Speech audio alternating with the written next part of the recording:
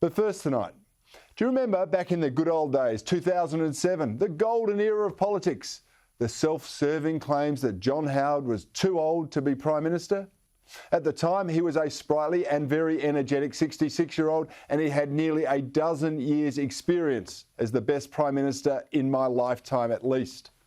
And that narrative, that he was too old, was pushed by a bunch of media outlets. It was pushed by the Labor Party and a few lefties within the Liberal Party who didn't want Howard to be the leader anymore. Now today, John Howard is 81 and he could still run intellectual rings around many of the current crop of political leaders, both here and abroad. Unfortunately, we can't say the same for the United States political administration, which is starting to resemble the movie Weekend at Bernie's.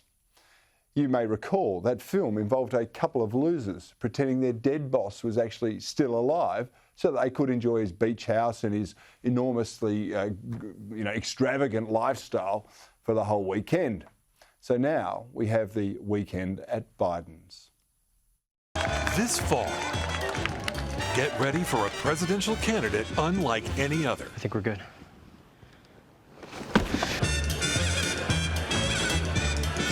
Weekend at Biden's. This is the reality show where the Democrats put up a barely cogent candidate for president just so that they could enjoy the spoils of office for 4 years. And of course, it features an all-star cast of the politically semi-lucid, headlined by Joe Biden himself. But he's ably supported, I have to say, by crazy Nancy Pelosi and the hapless Chuck Schumer. The character of the manipulating, unlovable loser belongs to the cackling Kamala Harris. Okay, I'll go stage, but yeah. Now, as befits the Democrats, the plot is pretty simple. A trio of near octogenarians. Oh, that reminds me. Happy 80th birthday today, Nancy Pelosi. They seize control of the most powerful nation in the world while not having any idea what they're doing. All the while, their radical understudy plots to seize power for herself. It's incredible, huh? Now, the star of the show, Joe Biden, walks and talks. But the walking is a bit worrying, while the talking is often total gibberish. On politics, like prevailing and look, I guess I'm taking too much time. Play the radio. Make sure the television. Make sure you have the record player on at night. The phone. Make sure the kids hear words. If it holds near and dear to you that you like to be able to. Anyway, we're going to get a lot done. In a strange twist, this main star has to ask his carer/wife where he is when he wakes up most mornings. I get up in the morning and look at Jill and say, where the hell are we? And of course, that's not the only question arising from this true-to-life mockumentary. The audience are left spellbound and asking how Biden, after spending his entire adult life in Congress earning the inflation-adjusted equivalent of just $200,000 per year, came to own multiple houses and accrue enormous family wealth. Now, whatever canny investing Biden did to afford a lifestyle where his family can afford to abandon laptops in repair shops and enjoy regular jaunts to China and the Ukraine, it seems to be contagious. Because his sidekick, Crazy Nancy, uses her substantial wealth to hoard ice cream in a $24,000 freezer. This is something you can get through the mail. Other people in our family go for some other flavors, but chocolate, and then we have some other chocolate here. Unfortunately, Nancy's ice cream prepping fetish induces a form of weekend post-binge brain freeze from which she seems unable to escape. Out of your quiver, you're not ruling anything out. Good morning, Sunday morning.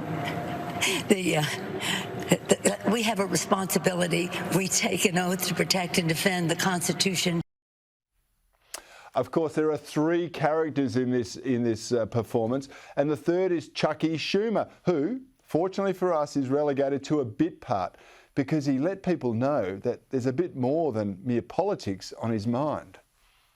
There will be a trial, and when that trial ends, senators will have to decide if they believe Donald John Trump incited the insurrection.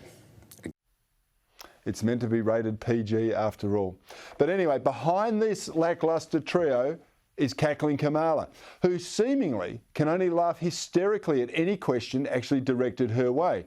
Now, of course, that makes her the most lucid character in the entire script. It's unclear when the president or vice president will take a trip south. Not today. Not funny to border state senators. That is not compassionate. That is not giving a damn.